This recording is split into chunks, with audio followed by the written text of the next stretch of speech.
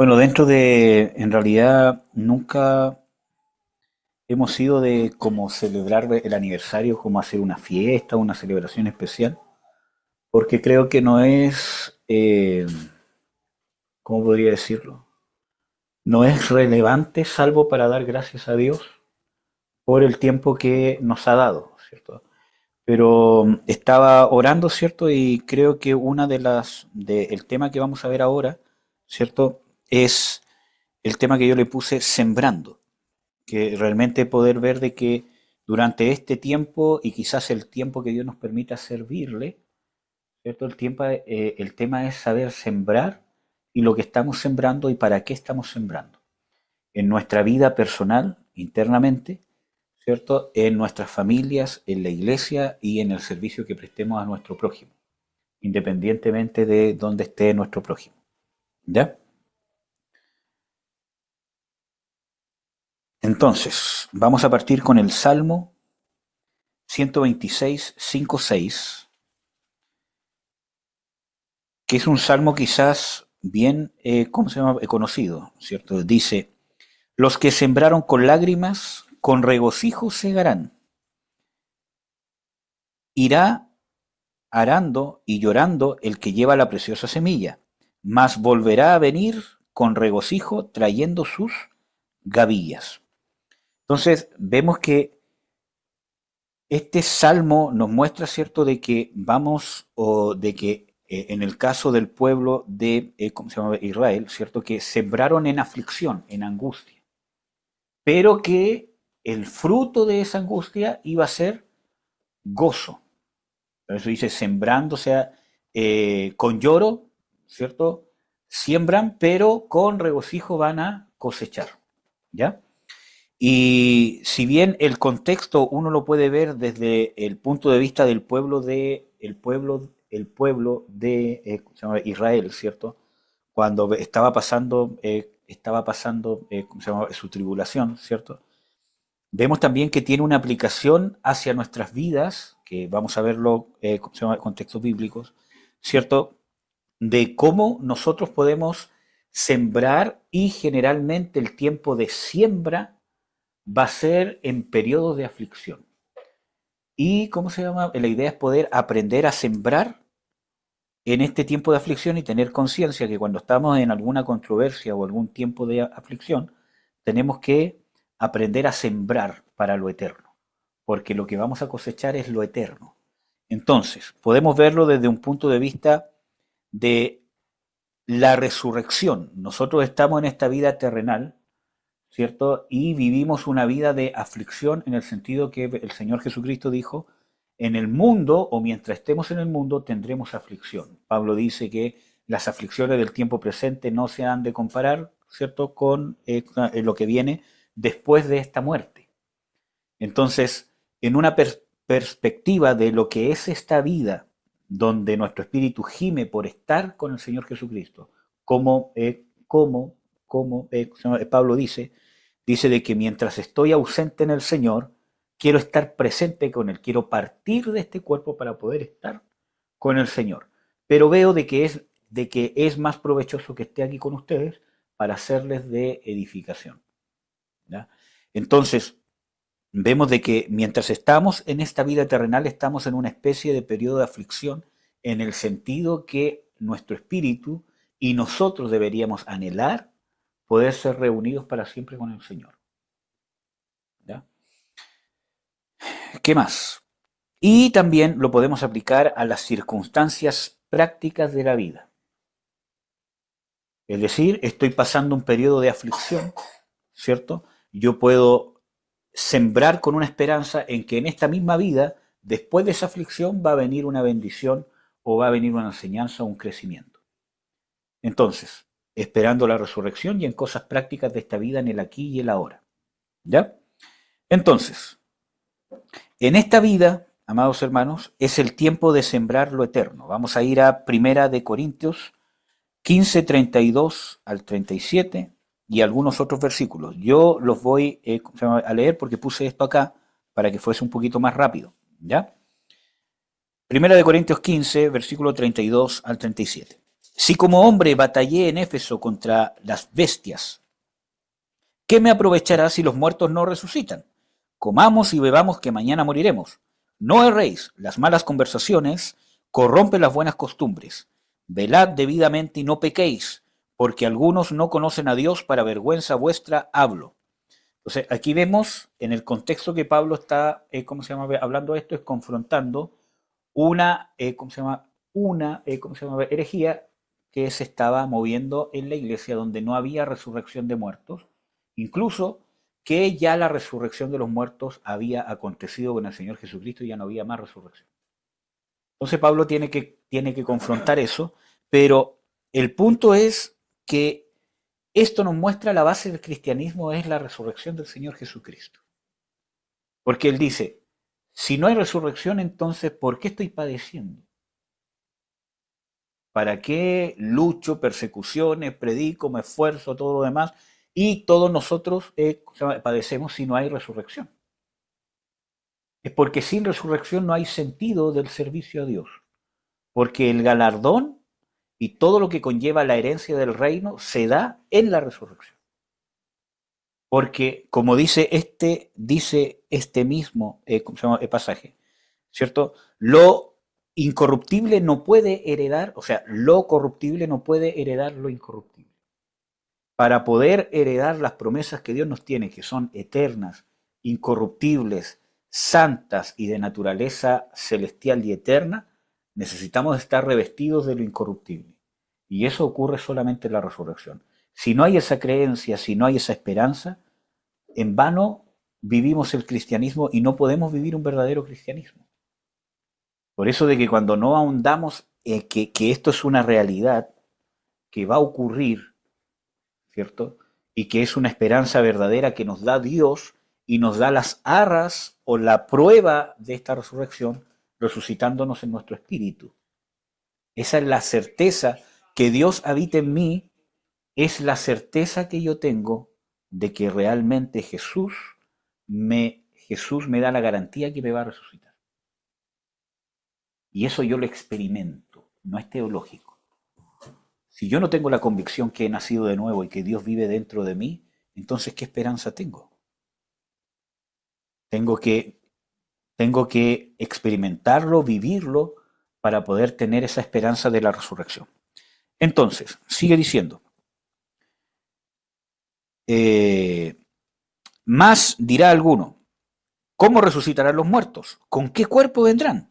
Necio, lo que tú siembras no se vivifica, sino muere antes. Lo que tú siembras no se vivifica, sino muere antes. ¿No?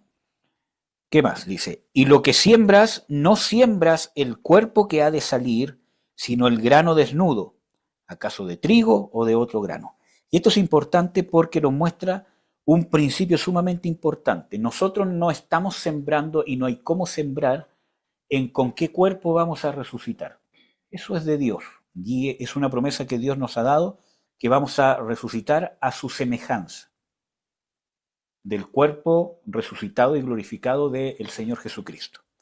Entonces, que yo haga ejercicio, haga pesas, ¿cierto? Me cuide, todo lo demás, nada le voy a hacer al cuerpo de la resurrección porque es otra naturaleza.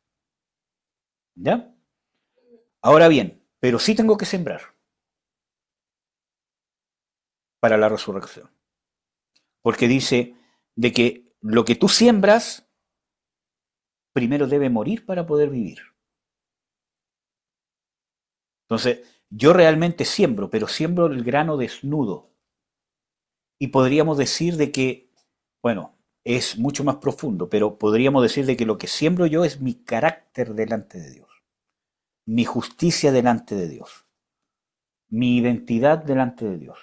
Ese es el grano desnudo, que va a ser revestido de este cuerpo celestial que Dios nos tiene preparado. Entonces yo tengo que sembrar fe, fidelidad, diligencia en todas las cosas, incluso cuidando mi cuerpo natural, que sé que se va a morir, se va a pudrir, se va a convertir en polvo, etcétera, etcétera.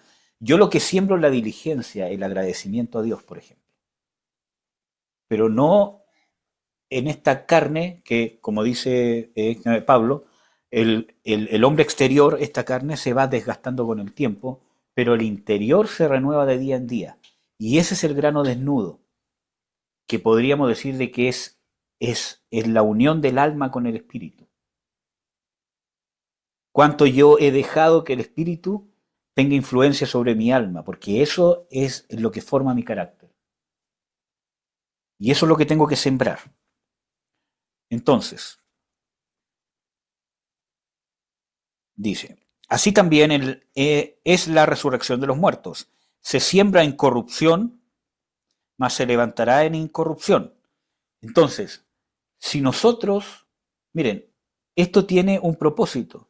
Nosotros en nuestro cuerpo corrupto, con luchas, con pasiones, con enfermedad, con sueño, con cansancio, si es nuestra escuela para poder reinar con Jesús por la eternidad, si nosotros logramos tener un carácter suficientemente fiel, humilde, sumiso, obediente, con amor a Dios y con amor de Dios, si logramos tener eso en este cuerpo que se va desgastando con estas luchas, vamos a ser aptos para reinar, porque eso es lo que yo siembro, esa formación, ese carácter, ese intento, esa victoria, esa transformación, esa conversión. Eso es lo que yo siembro. Y ese es el grano desnudo que va a ser revestido. Y tenemos esta vida para hacerlo, no hay otra. No hay otra oportunidad. ¿Es aquí o es aquí? Por eso que tenemos que tener nosotros realmente abrir nuestros ojos para darnos cuenta de que tenemos un llamado para ser dignos y que depende de lo que yo haga. No quiere decir que usted pierda su salvación, porque eso se lo dio Jesús. Él lo vio desde antes de nacer. Después, ahora no, mi niño. ¿Ya? Dios lo vio antes de nacer y Él ha obrado en su vida para que usted el día de hoy esté acá. En eso no tengo nada que ver yo, no tiene nada que ver ningún otro hombre. Jesús lo trajo a a su cuerpo. ¿Amén? Porque Él quiso. Y esa es una manifestación del amor que Dios le tiene a usted. Ahora, depende usted cómo va a responder a eso. Porque debemos sembrar para la resurrección. Y eso es sumamente importante.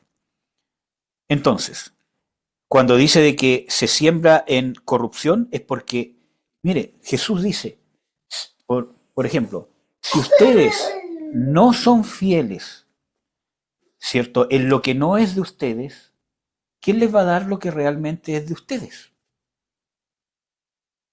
Ejemplo, por ejemplo, si yo no soy fiel, cuando dice, ¿cómo se llama el Señor Jesucristo? Si ustedes no son fieles en las riquezas de este mundo, en las malas riquezas, ¿cierto?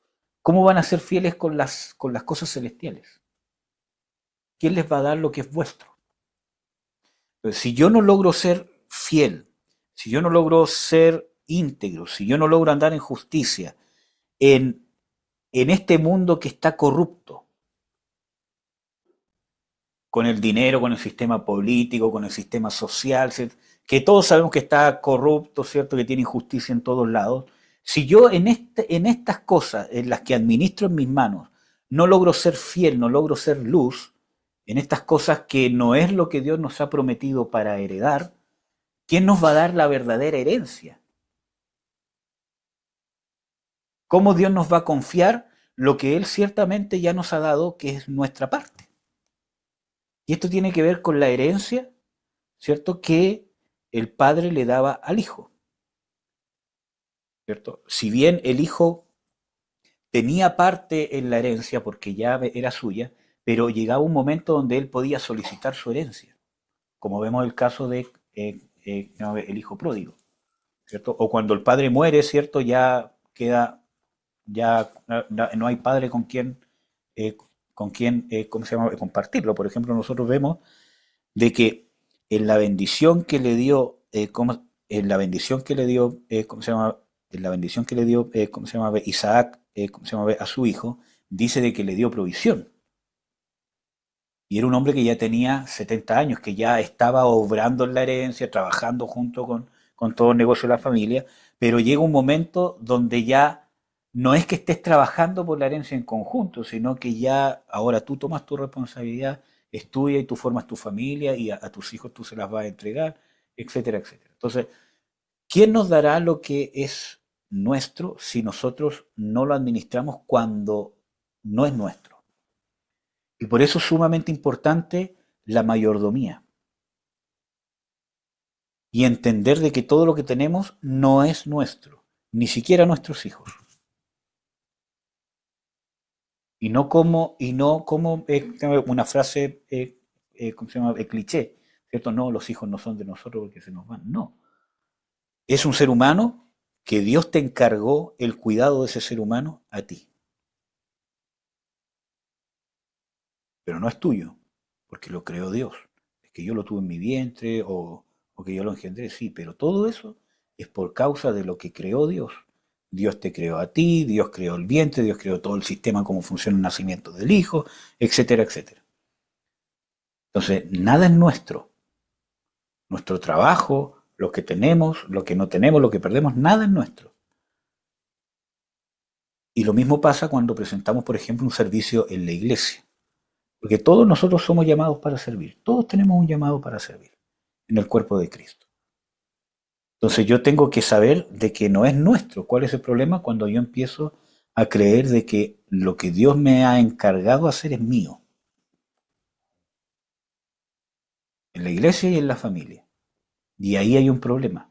Entonces si yo no logro poder ser un mayordomo que administro las cosas como si fuesen mías, pero no lo son, ¿cómo Dios me va a dar lo que es mío cuando entre a heredar? Entonces, eso es lo que tenemos que sembrar. Justicia, fidelidad, fe, servicio, compromiso, perseverancia, conversión. Amén. Bueno, dice, se siembra en vergüenza, se levantará con gloria. Se siembra en flaqueza, se levantará en potencia. Se siembra cuerpo animal, resucitará cuerpo espiritual. Hay cuerpo animal y hay cuerpo espiritual. Después dice en el versículo 50. Esto empero digo, hermanos, que la carne y la sangre no pueden heredar el reino de Dios, ni la corrupción hereda la incorrupción. Si yo vivo mi matrimonio, mi familia, mi paternidad, los estudios, el trabajo, el servicio en la iglesia, lo que sea, si yo lo vivo, uso herramientas carnales, herramientas corruptas para poder sobrellevar todas esas cosas, eso no hereda el reino, perece. Entonces no estoy sembrando para la resurrección. Si yo siembro en justicia, en santidad, en negación, estar dispuesto a perder por causa del Señor Jesucristo, por causa de no claudicar en su justicia, en su moral, en sus valores. Estoy sembrando para el reino.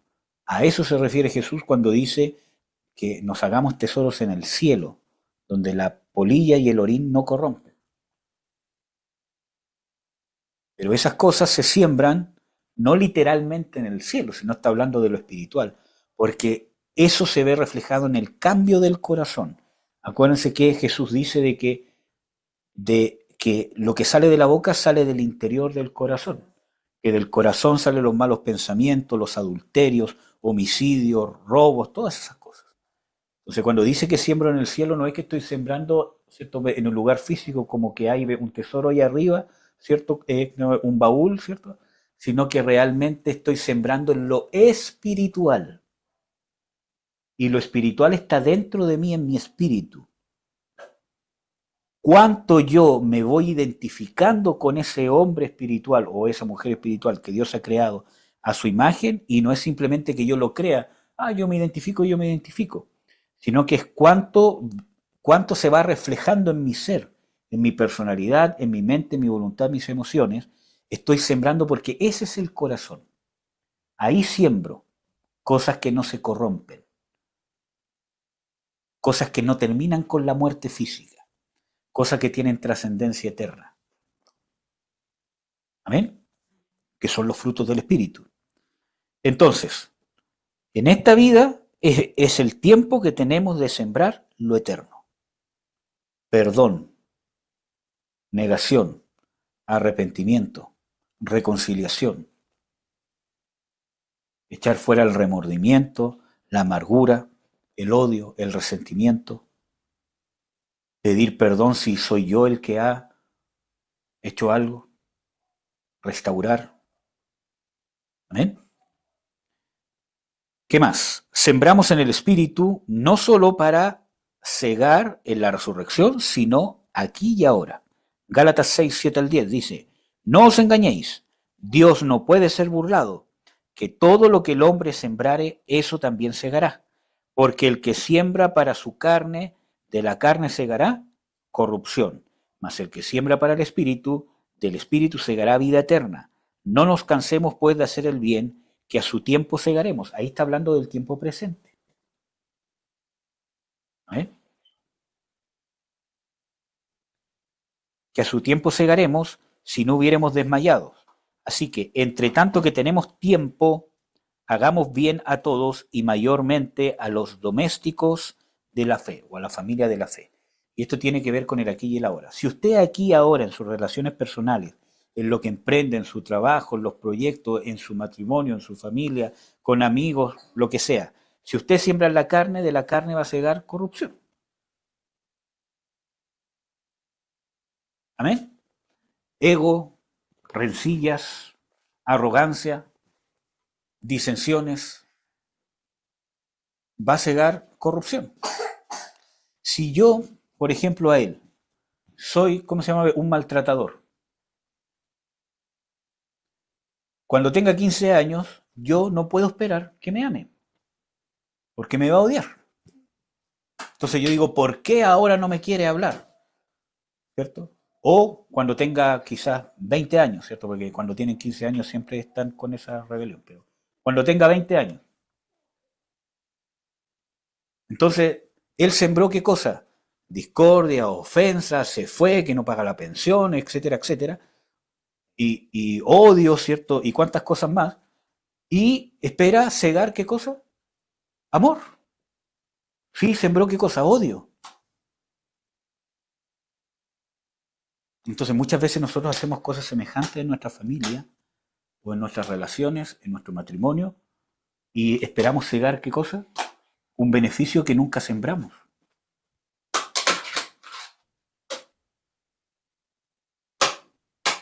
Si yo quiero un hijo que me ame y que me honre, tengo que enseñarle.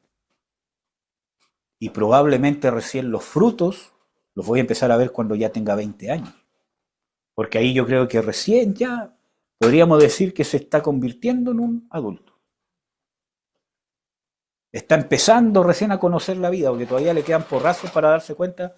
Ahora entiendo a mi papá. Yo creo que por ahí, por los 30, 35 años recién, uno entiende. Aún faltan porrazos que darse, pero creo que recién a los 30, 35 años, uno podría decir, ya en realidad ya conozco un poco cómo es la vida. Recién. Entonces, pero si yo siembro mal, voy a cosechar ¿qué cosa? Maldad. Entonces está hablando del aquí y el ahora. Muchas veces es más práctico de lo que pensamos. Si yo siembro en la carne, voy a cegar ¿qué cosa? Cosas corruptas. Pero si yo siembro en el espíritu, por ejemplo con mi hijo, estoy preocupado de él, aunque pase después los 12, 13 años, me tenga que bancar su rebelión, ¿cierto? Que no me quiere hacer caso, que por qué me castigas tanto, que no, papá, déjame salir, que como los otros salen con sus amigos, tú no me dejas. Todo eso estoy sembrando espíritu. Y después, en su adultez, voy a cosechar. ¿Por qué? Porque va a ser un buen hombre. ¿Cómo se llama? Lejos de la droga, lejos del alcohol, lejos de malas juntas, etcétera, etcétera. Pero tuve que pagar un precio. Entonces, sembrar en el espíritu tampoco es, ¿cierto?, un color de rosa. Conlleva negación, trabajo, etcétera, etcétera. Incluso más trabajo y más difícil que sembrar en la carne. ¿Ya? Bueno, vamos a seguir. Vamos a leer el otro pasaje. Santiago 3, del 13 al 18. Quien es sabio y avisado entre vosotros, muestre por la buena conversación o por la buena manera de vivir sus obras en mansedumbre de sabiduría. Pero si tenéis envidia amarga y contención en nuestro corazón, contención es competencia. O sea, estoy dispuesto a que cualquier cosa que me hacen, voy a dar el golpe más fuerte. ¿Verdad? Tenéis contención en nuestro corazón. No os gloriéis ni seáis mentirosos contra la verdad, que esta sabiduría no es la que desciende de lo alto, sino terrenal, animal, diabólica. Porque donde hay envidia y contención, allí hay perturbación y toda obra perversa. Si yo ando en esta sabiduría, ¿qué es lo que voy a cosechar? Perturbación propia y de mi entorno y toda obra, ¿qué cosa? Perversa. Entonces, yo no puedo pedir cosechar lo que no siembro. Pero si yo siembro en el espíritu, miren, por ejemplo, si yo siembro cierto en el espíritu, voy, ¿cómo se llama? A volver, ¿cómo se llama? Al ejemplo ¿cómo se llama? El hijo. Si yo siembro en el espíritu, él puede convertirse en un buen hombre, pero puede ser que por casualidades de la vida se vaya a otro país y no me hable más. Entonces, no es que yo esté esperando un beneficio personal, sino que el propósito era que se convirtiera en un hombre de bien. Y él se convirtió en un hombre de bien. Entonces muchas veces sembrar en el espíritu amor, perdón, justicia, muchas veces la cosecha no es necesariamente que me amen. Pablo dice, yo amándolos más, o sea, yo los voy a amar más, aunque amándolos más sea amado menos por ustedes. Porque mientras más Pablo trabajaba, se humillaba por ellos, ¿cierto? Ellos más lo menospreciaban como apóstol. Es más, en las iglesias que él levantó, donde él les presentó el reino de Dios, donde él era el que iba a trabajar, que se pegaba viajes, ¿cierto? Que lo intentaban matar, que lo agarraban a palos, a correazos, etcétera, etcétera, para que ellos pudieran conocer, ¿cierto?, al Señor Jesucristo. Ellos eran los que no reconocían a Pablo como apóstol.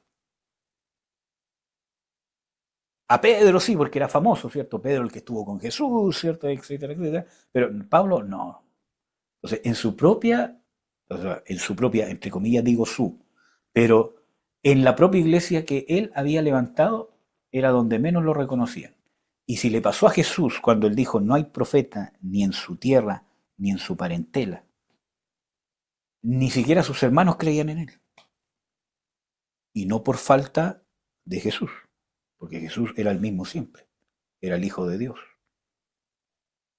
Uno podría decir, es que Jesús tenía mal testimonio con su familia, ¿no? Entonces, ¿pero por qué sus hermanos no creían en él? Porque se cumplió lo que dijo Jesús. No hay profeta sin honra, sino en su propia tierra. Entonces, vemos de que el sembrar, ¿cierto? Muchas veces conlleva, como Pablo dice, aunque yo los ame más, sea amado menos. Pero nos tenemos que mantener sembrando. Porque Jesús cosechó ¿cuándo? En la resurrección. Por ejemplo, Jesús, ¿qué cosechó en la práctica al amarnos de tal manera con ese amor eterno tan grande? Que lo crucificáramos.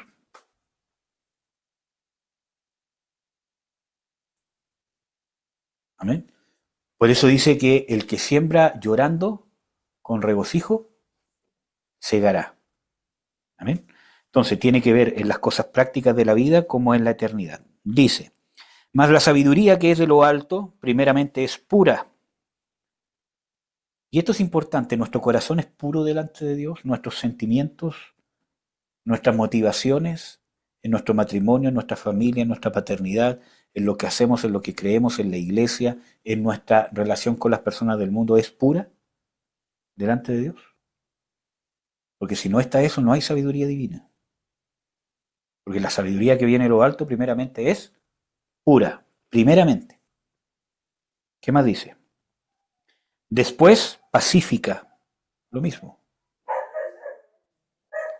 Dice, modesta, benigna, llena de misericordia y de buenos frutos, no juzgadora, no fingida, y el fruto de justicia se siembra en paz para aquellos que hacen la paz. ¿Ven? Entonces, para poder dar fruto, para poder sembrar, tenemos que morir para poder dar fruto. Jesús lo dice en Juan 12:24. Dice, de cierto os digo que si el grano de trigo no cae en la tierra y muere, hablando de su muerte, ¿cierto? Él solo queda, mas si muere, mucho fruto lleva. Pero traspasa esta enseñanza hacia sus discípulos con la siguiente frase. Dice, el que ama su vida la perderá, el que aborrece su vida en este mundo, para vida eterna la guardará. Si alguno me sirve, sígame, y donde yo estuviere, allí también estará mi servidor. Si alguno me sirviere, mi Padre le honrará. Muchas veces creemos que es la honra aquí, ¿cierto?, en la tierra. Y aquí donde vamos a ser más menospreciados, ¿cierto?